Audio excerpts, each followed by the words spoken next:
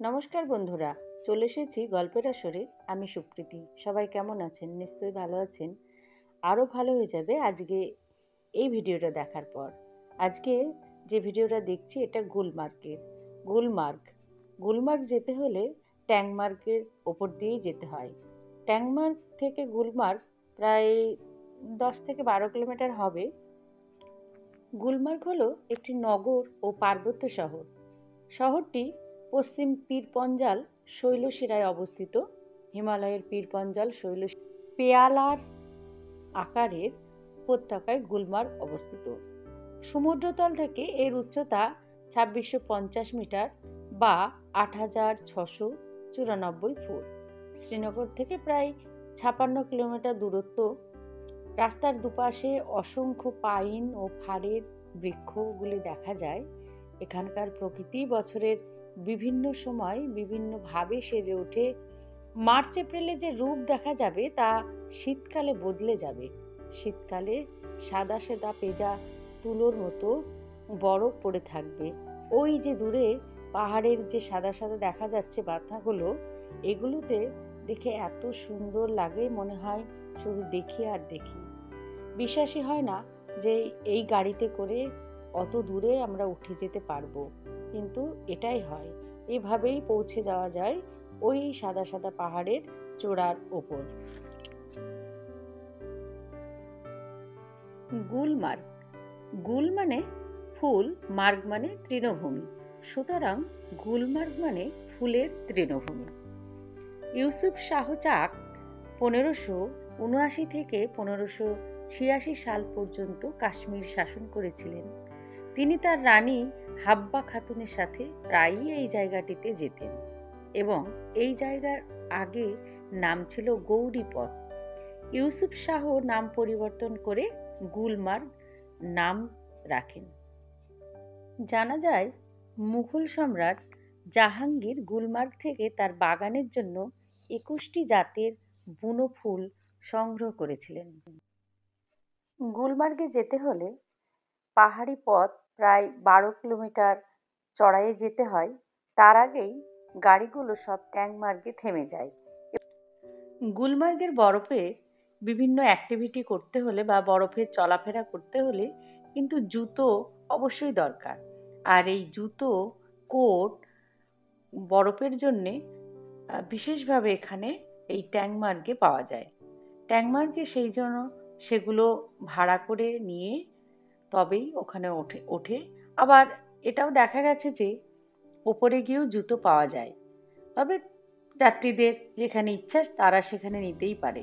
তবে এটা একটা দেখা গেছে যে জুতো অবশ্যই দরকার। এই জায়গাটা ট্যাংমার্গ।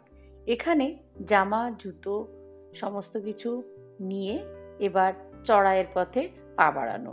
এই চড়াই যেতে যেতে দেখা যাচ্ছে আশেপাশে এত সুন্দর গাছ এবং পাইন, ফার, এই সমস্ত গাছগুলো দেখতে দেখতে মনে হচ্ছে ছবির দেশে চলে এসেছি। এবং সেখান থেকে ওই দূরে চূড়াগুলো দেখে কখন মনে হচ্ছে ওই বরফ পাবো। আশেপাশে তখনও যতক্ষণ না দেখা গেছে তখন মনের মধ্যে ওই যে দেখা যাচ্ছে ফাঁকে ফাঁকে সাদা সাদা বরফ পড়েছে। এই বরফ তখন ডিসেম্বর মাস, ওই দিনটা ছিল 25শে ডিসেম্বর। 25শে ডিসেম্বরে এইরকম অবস্থা ছিল। 23 সাল এটা।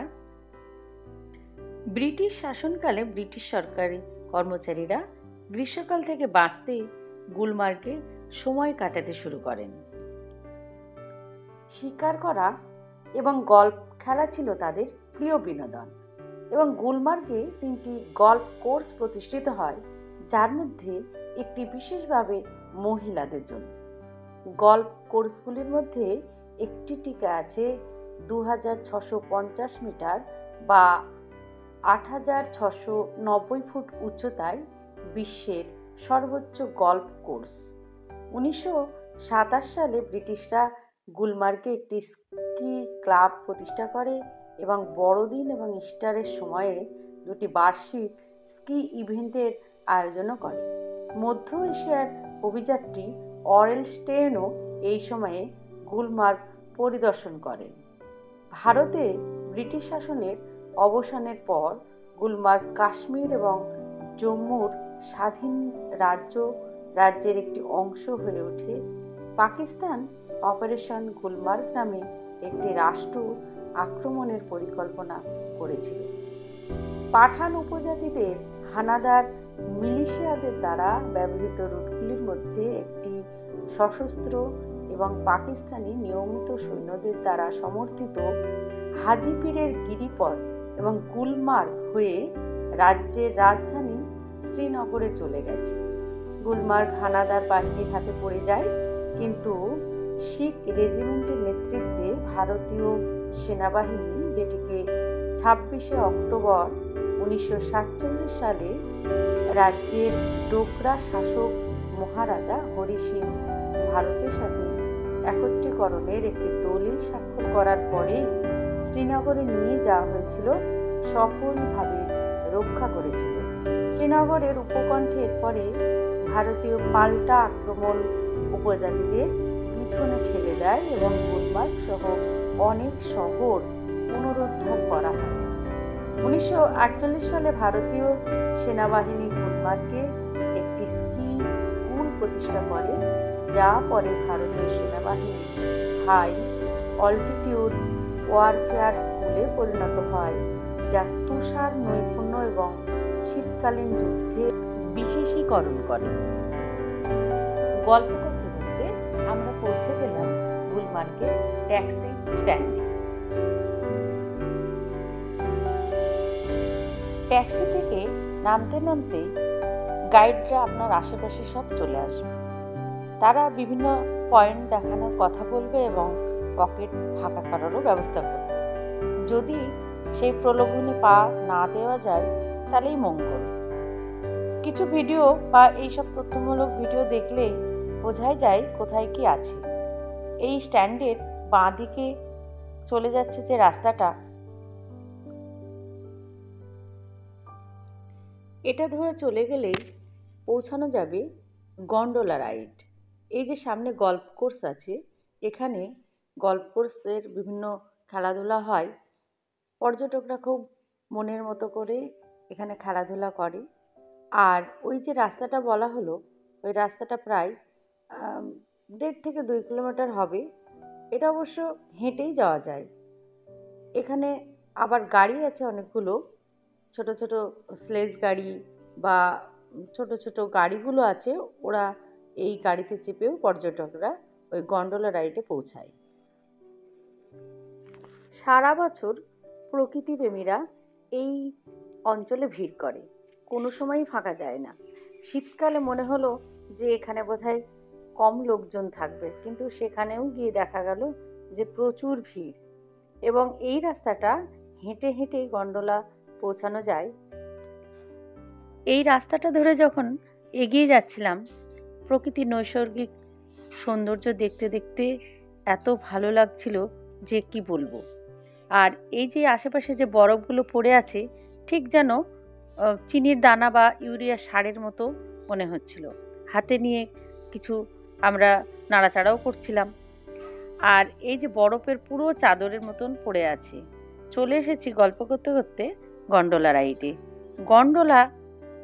গুলমার্গ গন্ডোলা রাইড হলো ভারতের জম্মু ও কাশ্মীরের কেন্দ্রশাসিত অঞ্চল গুলমার্গ শহরে একচেটিয়াভাবে অফার করা একটি ব্যাপকভাবে বিখ্যাত কার্যকলাপ। বিশ্বের দ্বিতীয় সর্বোচ্চ এবং দ্বিতীয় দীর্ঘতম কেবল কার হিসেবে পরিচিত। এটি সারা বছর হাজার হাজার পর্যটক এবং রোমাঞ্চকরদের আকর্ষণ করে। এটি একটি 2 পর্যায়ের গন্ডোলা লিফট, যা কুন্ডুরি পর্বত থেকে প্রতি ঘন্টায় প্রায় 600 জনকে ফেরি করার ক্ষমতা রাখে। এই অঞ্চলটি রোপওয়ে প্রকল্পটি জম্মু ও কাশ্মীর সরকার এবং পোমা গ্যালাক্সি নামে একটি ফরাসি কোম্পানির যৌথ উদ্যোগে তৈরি। গুলমার্গ গন্ডোলার প্রথম পর্যায়টি 1998 সালে শেষ হয়েছিল এবং দ্বিতীয় পর্যায়টি সম্পূর্ণ হতে সময় লেগেছিল 2 বছর এবং 2005 সালে খোলা হয়েছিল। স্কিইং উৎসাহীদের জন্য 2011 সালে গুলমার্গ গন্ডোলায় একটি অতিরিক্ত তৃতীয় পর্যায় যোগ করা হয়েছিল, যেখানে কুণ্ডুরির সাথে সংযোগকারী 90টি চেয়ার লিফট রয়েছে মেরির কাঁধে। গুলমার্গ গন্ডোলা রাইড হলো একটি মজার বিনোদনমূলক কার্যকলাপ এবং এটি গুলমার্গ পর্যটনের অন্যতম প্রধান আকর্ষণ।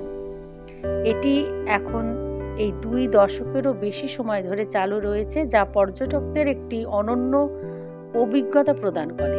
জম্মু ও কাশ্মীরের গুলমার্গে গেলে প্রায় সব বয়সের ব্যক্তিরা এই মজার কার্যকলাপে অংশগ্রহণ করতে পারে। এই ক্রিয়াকলাপে ব্যক্তিরা একটি কেবল কারে চড়তে পারে, যা তাদের গুলমার্গ থেকে কুংডুরু স্টেশনে এবং তারপরে কুংডুরি মাউন্টেন এফারওয়ার্ড পিক পর্যন্ত নিয়ে যায়। স্টপে দর্শনার্থীরা তুষার ঢাকা পাহাড় এবং লম্বা পাইন গাছের মধ্যে সময় কাটাতে পারে এবং নৈসর্গিক দৃশ্যে ভিজিয়ে গরম চা কফিও খেতে পারে। গন্ডোলা রাইড করতে হলে অবশ্যই অনলাইনে টিকিট বুক করতে হবে, আর অনলাইনে টিকিট বুক না করলে কখনোই এখানে এসে টিকিট পাওয়ার কোনো ব্যবস্থা নেই। তবে এই গন্ডোলা রাইডের জন্য টিকিট বুক করার আগে কিছু বিষয় জানাও দরকার, যেমন অপারেশনাল সময় এটি সকাল 10টা থেকে বিকেল 5টা পর্যন্ত খোলা থাকে। ফেজ 1-এ গুলমার্গ থেকে কুংডুরি পর্যন্ত, ফেজ 2-এ কুন্ডুরি থেকে আফারওয়ার্ড পিক পর্যন্ত। দ্বিতীয় পর্বের যাত্রার জন্য প্রয়োজনীয় সময় 10 থেকে 15 মিনিট। চেয়ার লিফট কুন্ডুরি থেকে মেরির কাঁধ। বয়সের যে বিষয়, ফেজ 3 সেখানে 10 বছরের কম বয়সী শিশুদের কিন্তু অনুমতি নেই। পুরো কার্যকলাপের জন্য সময় লাগে 2 থেকে 3 ঘন্টা। ছোটবেলা থেকে বড়দিনে সান্তা ক্লজ সাজাতাম, সবুজ ঝাউ গাছ নিয়ে তা তুলো দিয়ে বরফ বানাতাম, কিন্তু 23 সালের 25শে ডিসেম্বর যখন গুলমার্গে সত্যিই বরফের চাদর দিয়ে সাজানো প্রকৃতি দেখলাম আর ওই ক্রিসমাস ট্রিগুলো দেখলাম, তখন ভাবলাম জীবন সার্থক হলো। অন্তত জীবনে একবার হলেও প্রকৃতির এই রূপ স্বচক্ষে তো দর্শন করলাম। পর্যটক বরফে হাঁটাহাঁটি করবে আর স্লিপ করে 2-1বার পড়বে না, এ কখনো হয় নাকি? তো এই যেখানে ছোট ছোট দানার বরফ, সেখানে যদিও বা একটু কম ভয়, কিন্তু যেখানে চাপ চাপ বরফ সেখানে কিন্তু প্রচণ্ড ভয়। চলতে গেলেই মনে হচ্ছে অমনি আছাড় খেয়ে খেয়ে পড়বে, আর পড়লেই তো একদম স্লিপ করে কত দূর যাবে তার ঠিক নেই। এই ভয়ও ছিল মনের মধ্যে। গন্ডোলা রাইড সারা বছরই হয়, কিন্তু বেশিরভাগ লোকেরা শীতের ঋতুটিকেই বেশি পছন্দ করে, কারণ গুলমার্গ গন্ডোলা দেখার সেরা সময় এই শীতকে মনে করে এই কারণে যে পুরো অঞ্চলটি বরফের পুরো স্তরে আবৃত থাকে। এটি তুষার আচ্ছাদিত বিস্তীর্ণ ক্ষেত্র, পাইন গাছ এবং সুউচ্চ পর্বত শৃঙ্গের দর্শনীয় দৃশ্য দেখায়। শীতের ঋতু স্কিইং, স্নোবোর্ডিং এবং অন্যান্য শীতকালীন অ্যাডভেঞ্চারের জন্য সেরা সময় হতে পারে। গুলমার্গ গন্ডোলা সারা বছরই চালু থাকে এবং যে কোনো সময় এটি আদর্শ বিনোদনমূলক ক্রিয়াকলাপ হয়। আপনি যদি স্কিইং করতে আগ্রহী না হন, তবে নিছক ঠান্ডা পছন্দ না করেন, আপনি শীতের শুরুর আগে গুলমার্গ গন্ডোলায় যেতেই পারেন, যেমন সেপ্টেম্বরের শেষের দিকে বা অক্টোবরের শুরুতে।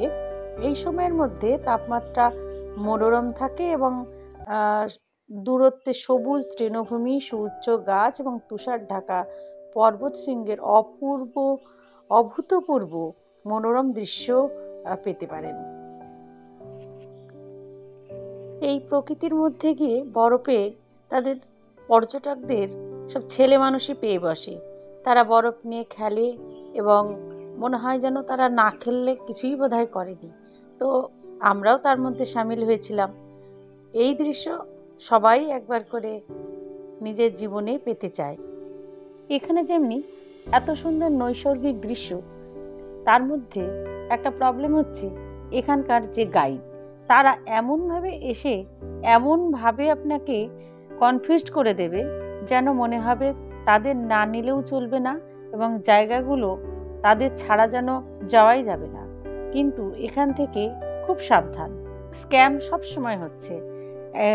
যেরকম ট্যাক্সি ড্রাইভার, যে ওই যে স্কুটার, স্নো স্কুটার, স্কিইং, এদের সব কিছু, তারপরে গন্ডোলা যে অনলাইনে হয়, তবু সেখানে তারা এমনভাবে বলতে থাকবে যে তারাই যেন টিকিট করে দেবে, কিন্তু না, সেখানে কোনো এই ব্যবস্থাই নেই।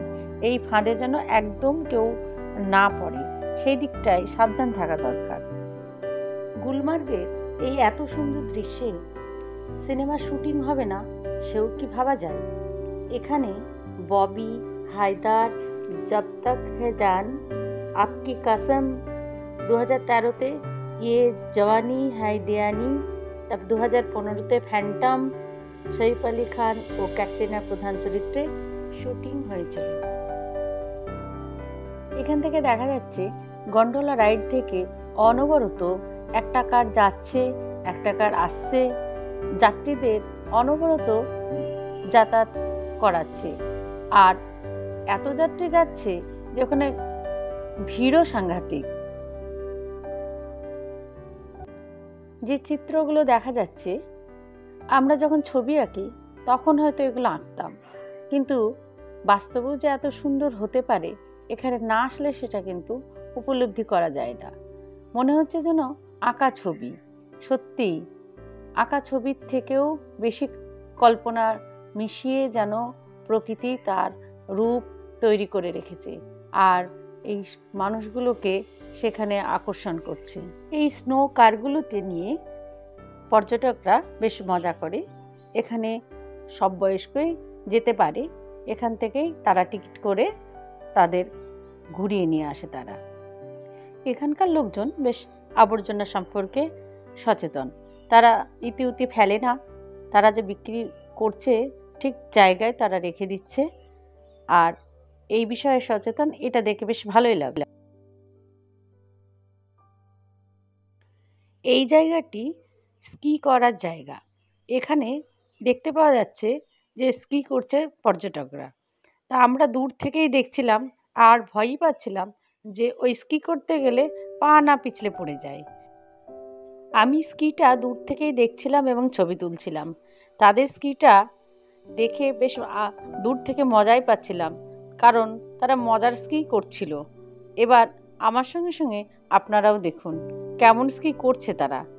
আর আশেপাশে ওই যে গাছগুলো, হোটেল, বিভিন্ন মাঝে মাঝে ওই যে বরফের, এত ভালো লাগছিল যে কি বলবো।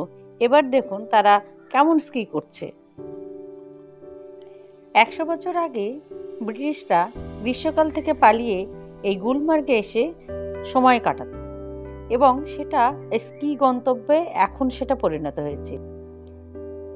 আপনি যদি স্কি উৎসাহী হন, গুলমার্গ সারা বছর ধরে সেরা ঢালের অবস্থা এবং গুঁড়ো তুষারপাতের সেরা অফার করে। গুলমার্গকে এশিয়ার ৫ম সেরা স্কি গন্তব্য হিসেবেও রেট দেওয়া হয়েছে। এটি নতুনদের, মধ্যবর্তী এবং বিশেষজ্ঞ স্তরের স্কিয়ারদের জন্য স্কি করার জন্য বিভিন্ন ধরনের ঢালও অফার করে।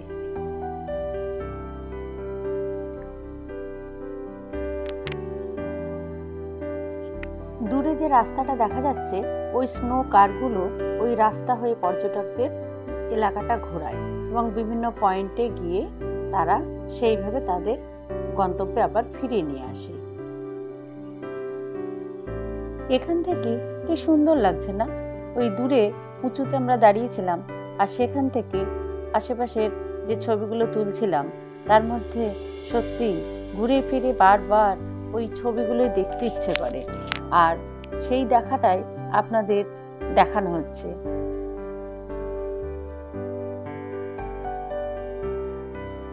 আমরা ওখানে যখন রাস্তা দিয়ে আসছিলাম তখন এই দৃশ্যটাও চোখে পড়লো। এই গাড়িটা হয়তো কয়েকদিন আগে ওখানে পড়ে অ্যাক্সিডেন্ট হয়েছিল, এবার সেই গাড়িটা তুলছিল, সেটাও দেখলাম।